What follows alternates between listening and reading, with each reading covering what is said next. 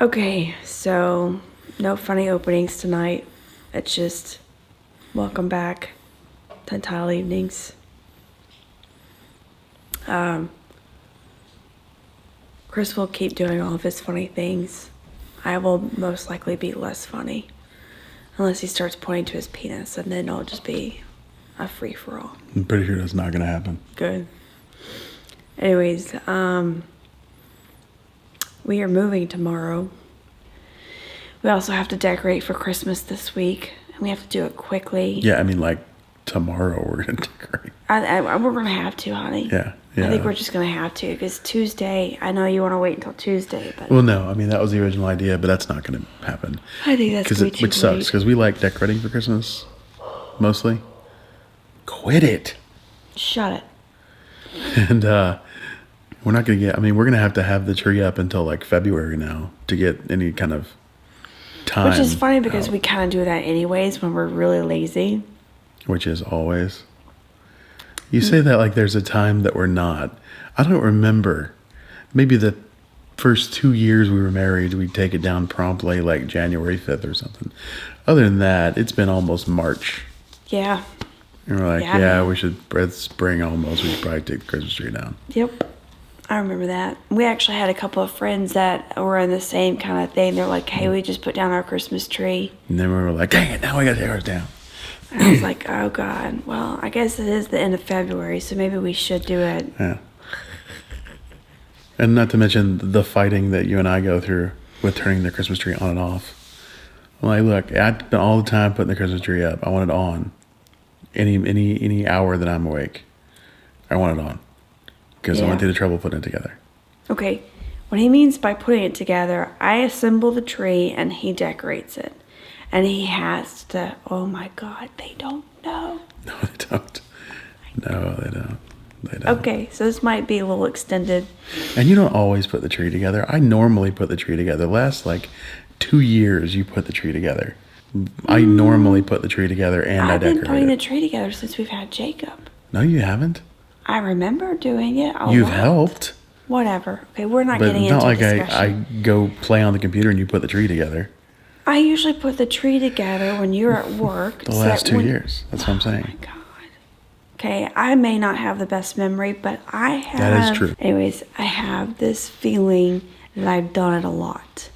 Anyways, we're moving on. Chris is a Christmas Nazi decorator. Yes, I am. Okay? 100%. He's very proud of it. I'm not proud of it. I've accepted it and I own it. I am a Christmas Nazi when it comes to decorating. His mom passed It the is your torch. fault. No, she didn't pass the torch. She inflicted it upon me. Okay, that's a good point too. Whatever, okay? Are you going to tell the story so that it can be told correctly? What story? Of how I became the way I am? Yeah. The trauma? It's your story, man. I'm trying my best to tell it, but you keep interrupting. Okay. So, in my home growing up, not helping. I know, go ahead. My mother had a very particular way of decorating the tree. There was only one true way to decorate a tree, especially with lights. Oh. And lights are really the worst part of it. Oh, yeah. Because the way it goes is you either buy the tree and stand it up, or you put the tree together if you're doing artificial like we are, and then you get the string of lights. And you start at the base of the tree, the trunk. That's the inside of the tree. Right. The base of the tree, the trunk. So you start at the bottom, at the trunk. That's what I just said. Am I telling the story, or are you? Shot. It could be confusing because you're talking about the base of the tree, which is the trunk. I get it. No, the base of the tree. I'm saying you start at the bottom, the base of the tree, at the trunk. Oh, God. We would be here forever tonight because I'm trying to help people out who may not figure that. And I'm just like, the inside of the tree is. Go Google it if you don't understand. Okay. So you start at the bottom of the tree, which we are calling the base. Additionally, you start at the trunk when you're at the base / bottom of the tree. and you start your lights there, and you have to hide the cord, the cable that is connecting each individual light into the strand. You have to hide it and wrap it around and bury it in the tree so that all you can see are the points of light and not the cable. Which, if you're following along, means putting lights on a tree take 4 hours.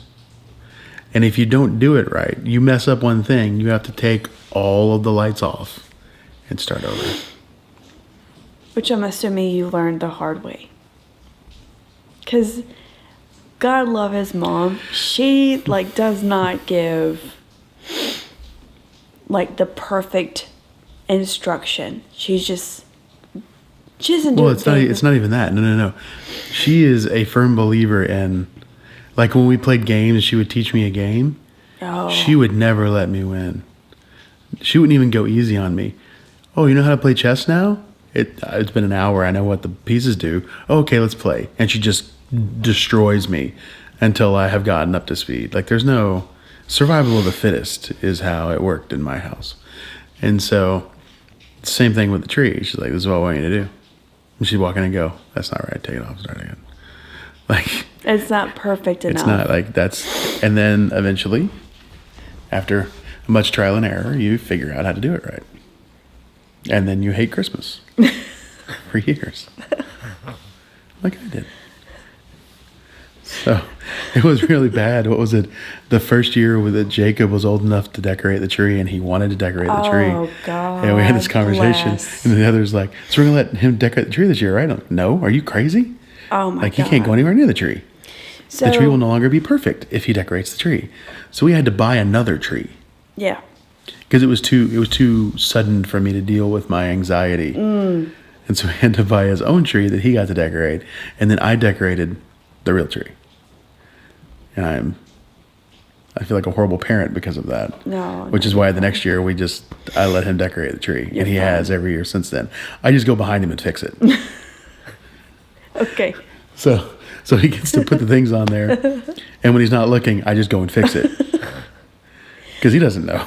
Jacob could care less either, man. And he just loves the act of decorating the tree with the family. As he should. And I am not enforcing that kind of perfection that I was taught on him. He gets to do whatever he wants. Well, I wouldn't allow just it anyways, fix it behind him. Because my family, it wasn't the gaudiest tree. No, it wasn't. But the idea is that all the handmade ornaments that we made at school, church, whatever, would go on the tree. And we would just wrap the lights around the outside of the tree. Oh, God, the first Christmas we went over there. And then I went in the basement. And I was like, oh. And her mother's like, what do you think of the tree? It's great. So good. So good. And then to top it, I don't think we did this every year, but we would get stencil and then we'd just The tinsel? Oh, God. Just throwing it on there. All the stuff that you went to the trouble of putting ornaments and lights on it, and then you throw tinsel on it. Cover it up with so you can't see anything. Yeah. Merry Christmas. Okay, so when we got married, we decided to do marriage counseling. And what I find really amazing is that Christmas never came up. No. Never came up. So we're decorating, and I didn't really care what our tree looked like when we were married. But when we had Jacob, not when he was first born, but when he was old enough to decorate, I was just like, hey, we're going to change the way we do Christmas because now Jacob can decorate. So maybe he should decorate the tree the way that he wants. You don't spring something like that on a person. But that didn't, that did not click. It was a foreshadowing of the future. Anyways, so I think I was shocked at first at how gripped he was with how he wanted to decorate the tree. So I was Seriously. like, okay. I got a panic attack. I think he did. I had to go sit in a corner and breathe. Horrible. The best part, and I feel so bad because I am very loving and like other people's trees. Because invariably what happens, because I mean, people, I put like flowers in the tree and there are birds. And it's ridiculous. It is unhealthy. I get that, but it's the way it is. Yeah. Just it is. Yeah. And they're really nice because I'm an artist. It's almost the same every single year. Like, I mean, we've been together for so long that even I can put flowers in almost the right place because I've learned the pattern. You know, but other people come to our house and they see the tree. Oh, yeah. And then they normally apologize for theirs. Yeah. Which makes me feel so bad because it has nothing, like, your tree is beautiful. You made it. Why would you? Right. Exactly. And so when we got married, because no one in her family saw trees I had decorated until we got married. And so we get married, and first Christmas, I think it was the first Christmas, and I decorated our tree, you know?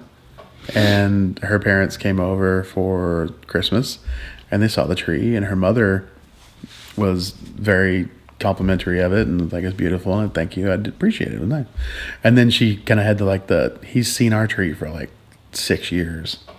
Doesn't look like this. Yeah. And then she felt bad. I was like, I love your tree. I wish I could make a tree like that. Yeah. Because I'm neurotic. I can't make a tree like that. No. It's impossible. There's no way. And because there's a freedom to it. She just decorates the tree. That she doesn't. I stand in front of the damn thing and analyze it and make sure that it's balanced correctly. And I move things around, and it's really not right. It's unhealthy. I'm glad my kids aren't inheriting it, but unless they want to do that for a living, then it's good for you. But at home, it's not. No, I don't think they'll do that. But anyways, what's really interesting is that when we bought our first artificial tree, Chris said we have to have lights on the tree. Yeah, I want it pre-lit because I was never doing that again. Right. So, I mean, Chris is like, we're going to go out and we're going to buy an artificial tree, but it has to have lights because I am not putting lights on a tree ever again. Because that takes my like 6-hour decorating of a tree down to like 2. Yeah. If there are no lights. That's very true. That is very true. Which Christmas and decorating should be fun and enjoyable. It shouldn't be neurotic unless you just have OCD problems, which is fine. That's for you. It should be a pain-filled, angst-ridden fight to the end. That's what decorating a tree should be. Anyways, the point is, Chris is recovering from being a Christmas Nazi. I'm a recovering Christmas Nazi. He's doing really well. I'm on a 12-step program. Honey, it's got to be longer than that.